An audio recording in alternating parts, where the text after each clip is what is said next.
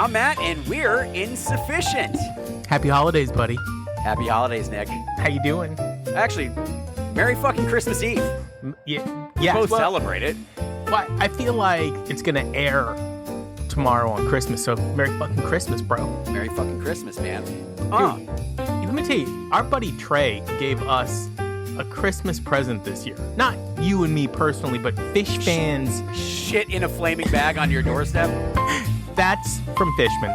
Okay. And yeah.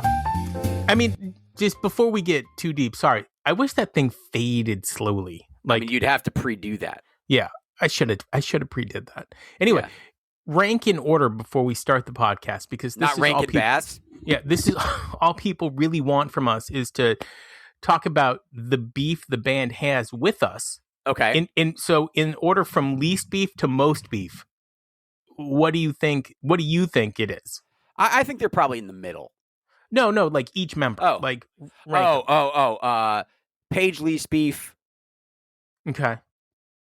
Mike least beef. Fishman least beef, and then Trey least beef. So Trey's number one. Trey has the most beef? Yeah, and Fishman's a real close second. See, so, in my fictional relationship with them in our show, Trey is the one who probably has the least beef, followed by Fishman, who the two of them really don't know anything about it. Then Mike, and then Paige, and I think Paige has the most. He's like, motherfucker. Paige has the most beef. We're like the nicest to Paige. He's like, those motherfuckers. We're the nicest to Paige. How can you say that he has the most beef? That's just the vibe. I guess the question is, who's got the beef? Where's the beef? Where's the beef? Well, I'll tell you who has the beef. Trey. But he doesn't have it with us. He has it with set lists. And it's like takes over his brain. So he talked on another fish podcast talk show kind of thing. I'm not going to name it by names. Was it on Sirius? Yeah, it was. It was Sirius XM. Trey did this really nice thing where he let fans ask him questions, and then he literally answered them. And it's like PBS. It's like PBS, like Ask the Governor. I don't know, but I would like it better if it was PBS. Just FYI. Okay. PB&J. So I don't know. Like, has he ever answered questions like this before? Because it was really great. I don't think he ever has. Trey. So thank you, and apparently he's going to keep doing this. So awesome. You don't have to come on our show. No. You just keep doing this, because that's literally what our format would 100% be with you. And not only that, but he would be getting unfiltered, right? Because our fans know that we don't fuck. I had someone message me the other day, just like, hey, listen. Great take. Don't really always agree with your opinion, but I appreciate your honesty. Right. And that's what we're doing. We're just being honest. I mean, I'm doing my opinion or my best impression of Jake Tapper today. Weird. I hate that guy. He's from like the Delmarva area. Yeah, he's a huge D&B fan, Dave Matthews. I'm wearing the Curveball Fish t-shirt. Nice. Trey, this one's Paige. This is Fishman. He's wearing a dress. And that's Mike. Yeah, we all know that. That's obvious. By the way, at some point, we do need to talk about some of the other New Year shows, but not today. Okay, back to Trey. So this guy, I think his name was Dave. I don't know. I didn't write it down. He looked too much like him. He looked a lot like Dave. He asked Trey about how they come up with bust outs versus like rotational songs. Okay. Like what makes a song go into rotation? And I think for the first time ever, Trey gave like a legitimate answer, and it is, they have so much to choose. And I think that Trey really does work hard to get you the best experience you can have. The problem is there's 20,000 people in the audience. And so there's going to be people like you and me that are going to complain or be super happy, and we're going to be the loudest. So you can't win-win. But in the end, he said he wanted to outsource this. So outsource it? He did. He wanted to outsource his set lists. So instead of us telling people to make it up to an organization, this is an organization. Yes. We're not going to tell you what to play. But I'll let Matt and myself answer how we would advise you. And Matt doesn't know this because I never told him this. So Matt's doing this live. And while he's thinking, this is what you do, Trey. when you do a 4-day run, one of your days is your bust out day. That way you don't have to think about it again. And during set 1, set 2, or both, you just fire out all of the bust outs you're going to play for that run. And if you weren't at the show, fuck you, you missed it. And if you were at the show, you got something that's special. I'll go a little further. If you do at least a minimum 2-day run, one of those shows is a bust out. Not only will you sell more tickets because people are going to want to show up and figure out, they won't know which one it is. So don't always do it's the second day or it's the first day. Change it up. Then your audience will be like, okay, I don't know what day they're going to do a bust out. So I'm just going to buy the tickets to both of the shows so I can see what's going to happen. Right? Define the bust out for you. Well, let's see what they haven't played in a long time. I think. Okay. Oh, okay. Define what a bust out is for us. Yes. Yeah. A bust out is well, it's for us. A bust out is a song that they haven't played in years. You know, Axilla Part 2, perfect bust out, right? Makasupa Policeman is now a bust out. Well, it was played, what, 2 years ago? No, like 5 years ago. No. Yeah. 2023. I don't think so. I think it's been looked a long time. You did? Yeah, it's 2023. Not that great of a song. I don't mind Makasupa. But you know who likes it? Fishman loves it because it's got a reggae beat. Anything with reggae, Fishman is like, I'm playing it backwards. And he's all fucking the upside down blues. It's so funny that Fishman is such a musical dork. Like, because he looks just this cool, happy guy, and he's not. He's like nerding out. Like, while he's playing, he's got like a nerd boner for the fucking beat he's got going. I get that. I saw an interview that he was doing with some lady, and she was talking about lead being in his vacuum. And how most definitely there is lead in his mouthpiece based on the age of that vacuum and what they were doing with vacuum. He's like, it's clean pretty thorough. Like as she's going on and like the reasons that it definitely has lead in it. He's like, you can see the things twirling in his brain. Like, all right, yeah, there might be lead. Yeah, he's like, were you calling me dumb, lady? What's going on here? It was kind of funny. It's actually every time I've seen more Fishman interviews, I think, than any other member of the band, like live, right? Yeah. Like if Trey's doing something live, I don't think Paige has ever done anything by himself, and that's what we need to get on. One podcast, and it's a great podcast. I think Paige thinks that people don't want to hear from him. We do want to hear from you. And I think Mike wishes people wanted to hear from him more, and they probably do. If we got Mike on, I'd be like, dude, man, do you wish that people wanted to hear from you more and they don't? It's just mean. No, people love Mike. Dude, there are fish heads that are only in that building for Mike. And it's more than 10%, which is astronomical if you think about it. So I like that idea, the bust out thing. I think if you're doing any minimum 2 shows in a row, one of those days has to be a bust out. So I disagree with that.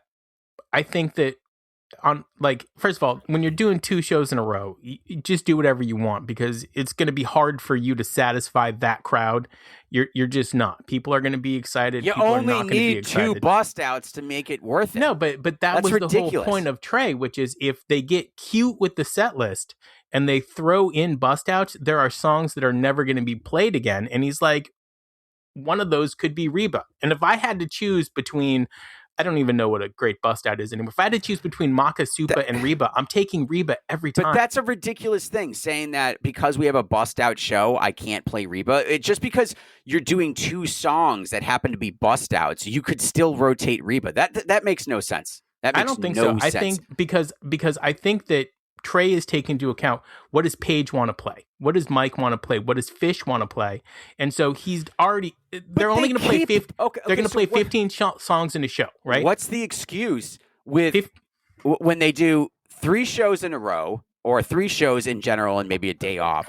And then 2 of those shows, they're repeating like 3 songs. Like, what's Trey's excuse with that? Because that's what Paige or Trey or somebody wants to play. Somebody really loves playing 46 days, and Mike, I guarantee it's Mike. Mike loves playing free right now. He's shining so brightly during that they're throwing it in. By the way, we're getting a lot of responses about people actually not liking a majority of Reba. That's insane. Isn't that crazy? There's a lot of people that are like, I could do without the What? The set sections, yeah. Literally, Reba is I don't like need a to top have 10 fish song. I don't need to have the set sections, but you need this. But you do need the set sections in order to have the layup of the jam, right? That's what makes it really Possum effective. is the most fishy fish song. Number 2, Reba's Jam is the most fishy fish jam. It's so good that you forget that it's orchestrated, and then you're like, oh no, it's gonna end, and then Fishman rolls the fucking drums and he's out. I think the C section to Golgi, where they go do do do do do do do do do do, Trey on the guitar, yeah, is one of the most fishiest licks ever. It is the most Trey lick, for sure. Fishiest. No, because you could have another band play Golgi and you would get 80%. It encapsulates the essence of the vibe of that band. I don't think that any other band can play the final part of Reba and sound close to Fish when they play the final part of Reba. Well, that fucking tool bag that is like, hey, you want to hear another Fish crazy drum beat? That guy thinks that he can do anything. And I've heard impressive. He's a fantastic drummer. He's okay. I wouldn't say he's fantastic. No. On a scale of like 1 to 100, he's past 75, which is fantastic. He's a competent drummer. That's it. That's all I'll give him, because I've heard his own shit, and it's boring. It's boring. Wow. Their stuff is so boring. By the way, that band is incredibly nice to us. No, they're not. They're nice to me. They've never said anything to you. They say stuff to me all the time. Like what? Hey, Nick, love the content. Yeah. Is that really Jimmy Buffett back there? Yeah, If we played Jimmy Buffett, would you come to the show? The answer is yes, I would. I've heard their stuff. By the way, you guys boring. Got a show coming up. I would consider playing some Jimmy Buffett. If you're looking for like a 5th or 6th song, throw in. Can't add. No, I have 20 songs. We're all set. Are you guys really playing 20 songs now? You guys were playing 5 last time I checked. Anyway, we'll get back to this in a minute. So, no, 4-day run, 1 set of the 8 or 2 of the 8. Just do bust outs. Do it in 1 show. Get it over with. Nobody can complain for the rest of that run. Like on a New Year's run, if on the 28th or the 29th or the 30th, you're doing bust outs. But we could make this. We could make this easy for them. And you can there play are songs you never need to play again. Number 1. I'm not doing this section. No. Yeah, I'm going to disagree with you. But go on. Soul Planet. If you say Evolve, okay. Never need to play Soul Planet. They love Soul Planet. Nobody would Page miss it. Loves Soul Planet. I bet you no one would ever miss it. Nope. Nobody. Page would miss it. I think all of these songs are Page songs, and you're just not on the same vibe. If you say No Man's, that's a Page song. By the way, I heard Halfway to the Moon. I heard Trey singing Strange Design. I think it was either with oh yeah, you did. You definitely It was either with Tab or on his solo. And it's like, oh. I'm glad Paige sings that way. Yeah, exactly. They're all together. Nice. No offense, Trey. It's nice. It's a nice song. You know, it's interesting. I went back to see if we could find a show that's even remotely close to Christmas. And you can't. Yes. They don't even do anything like that. So there are sacred fish days off, and the week of Christmas is one of them. The closest I found 28th. was 12, 18, 1999 Hampton Coliseum. The 1999 Hampton 98, yes. So, winter tour closer, last stop before Big Which Cypress, is really late. Calm before the storm. Oh, yeah. Yes. Oh, by the way, before you go, I'm not going. Trey brought up Sand from Big Cypress. The level of justification for you right now is so high. What did he say? The question was, Trey, what would you relive from your past if you could? And he opened up in classic fucking Trey style, and he said, Petrichor from the Beacon Jams, which, okay, I get it. And then he did talk about how he always wanted to have, when he was younger, have a band with horns, which tells me that the giant country horns were supposed to be a part of Fish in the early 90s. And Page probably was like, no, dude, we're not bringing the horns with us. They all nixed it. But anyway, he says, if it's not Petrichor from the last show I did, it would be Sand from the Big Cypress, and then he like went into this really long explanation why. But the whole time I'm listening to it, I'm like, this is what Matt says. And then he played it, and I listened to it, and yeah, that's a great He played it? Well, they played it. The radio station played it. They all took a break and played that fucking song? Yeah, they played the whole song. And Trey listened to it? I don't know if Trey listened to it. He should. It's so good. We should really have a segment on Fish Radio. I would do that. I'm going out on the I limb would do it for short money. That the Sands from that time, 99, are the best. They knew exactly what they needed to do with that song and that jam. And then the Big Cypress version is the culmination of that idea. Fishman and Mike both sit in the pocket the whole time. They sit in the pocket, and Paige and Trey then they layer. It's like, in my opinion, it's the beginning of that deeper friendship between Trey and Paige musically. Like, they were always friends or whatever, but like musically, the two of them started to like spin it, and so good. All right. The big picture, the context of this show, it sits in a very specific lane here. End of fall, winter 99, 2 weeks before Big Cypress. Band is loose, confident, slightly indulgent, and very much groove mode. Not chasing peak of the century jams. They're cruising. Think of the show kind of less historic and more Fish throwing a holiday party for Hampton before disappearing to Florida. So, set one, I'm going to call this comfort food plus confidence on this. Harry Hood opener immediately sets the tone. Immediately. That's crazy. All right? That's crazy. Warm, patient, melodic. This Harry Hood, instead of like this big crescendo, which they do have at the end, or Trey soloing heavily, it's just groove oriented. And it's a really hot hood. Not aggressive, not exploratory, just right. Hampton loves a hood opener. Who the fuck doesn't? I don't. Makes me nervous. What are you talking about? Just saying. Saying. That's okay. Then we go to Chicken Shack.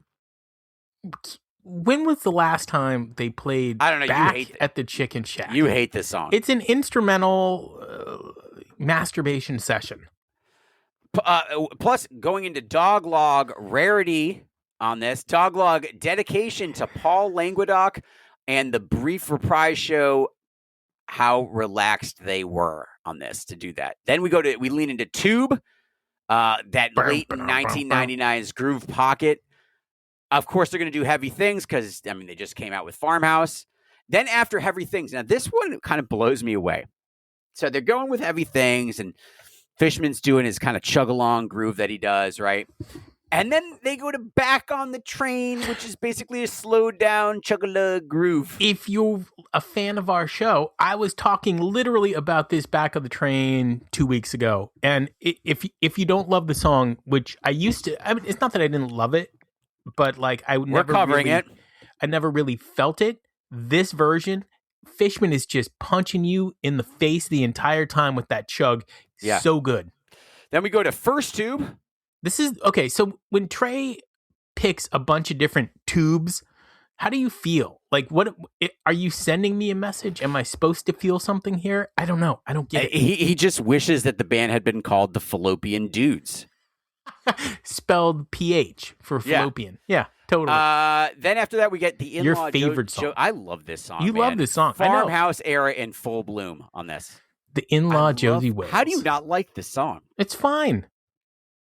I like the name. The whole song is great.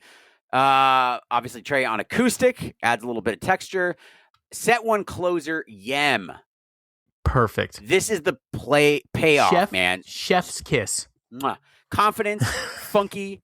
One of the better. I can't see you, so I just heard the kiss sound, and that's a little weird. One of the better late 1.0 Yems. Not as unhinged as like a 97, not as pristine as a 98, but it really nice. Slaps you in the face. Bass forward, man. Groove conscious. on this. Mike is shining. Mike is shining. Before Mike Turtles for 2 decades. Weep. Then we take a little bit of a break and we come back in, and this is I'm going to call this set the 1999 time capsule. All right. So we get 2001. Oh my God. This is such a beautiful set. Into Sand. Yes. Oh, and like we were talking about that, that 99 Sand. In the pocket. This pairing is straight 99. 2001, kind of static. The only thing better is 2001 into Mike's song, but whatever. Trey dancing on top of the looping, teasing, "Do you feel like we do?" And then Then Sand, funky, repetitive, trancey. It's that trance, man. And then again with a super bad tease. That's always interesting. I don't know why they do that. Yo, what's up? We're super bad. And then just another chef's kiss. Silent Horse and Silent. So is in the this morning. their first time playing the Hampton? What are you talking about? They did Hampton 97. 95. Yeah, okay. 95 was the first year. Well, okay, but Peter Frampton's Hampton Comes Alive, and I know. Trey is teasing. He's teasing it. Even though during a Hampton show. Even though that 98 was called Hampton Comes Alive. And the more and more I think about it, 97 is way better than 98. Okay. Whatever. What's way better is 2001 Into Sand, Into Silent in the fucking morning. This is something that Fish... And then Silent in the morning. This is... Yeah, Horse. Sorry. Into Silent. This is something Fish doesn't do as much anymore. They don't do this at all. This would be a bust out.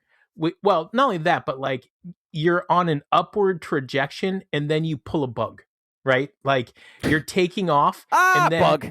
And then it's like a mini ripcord. And so like there's a level of like deflation only to come right the fuck back and take it even further than it was. It's so good when they do that. It's fantastic. Then come on, follow it up with a Possum. I love Possum. I mean, it kind of feels a little out of place with the placement, but dude, huge momentum. Makes perfect sense because they're going to bring it all together and they're going to go straight into Mike's song. Oh. We get a Mike's groove. Can you feel it? Mike's simple whip-a-pog.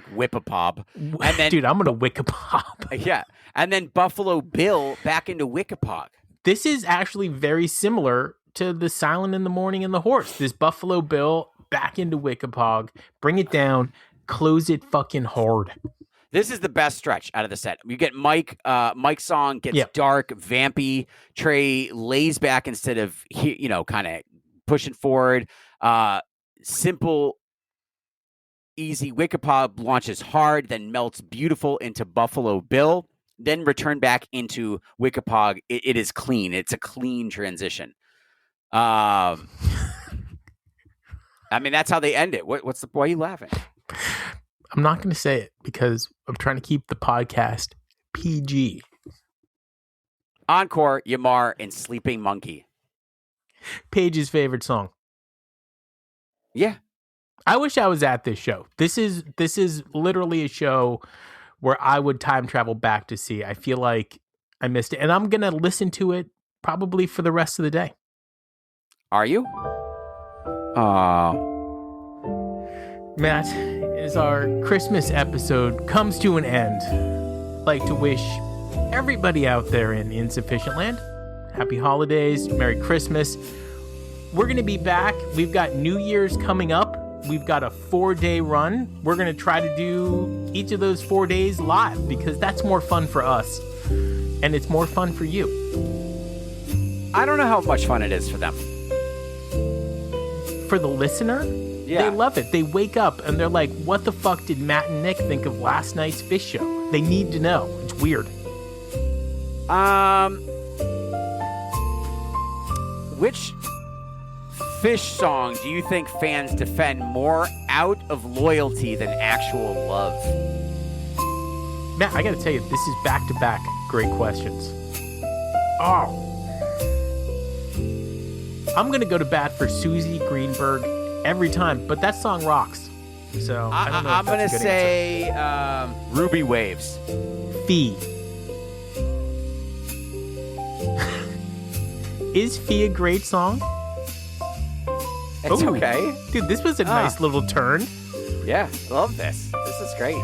Yeah. I love seeing Fee live. I don't forward it if it comes on randomly from like some streaming service. However, you know. It's a good answer. Merry Christmas, everybody. Merry Christmas.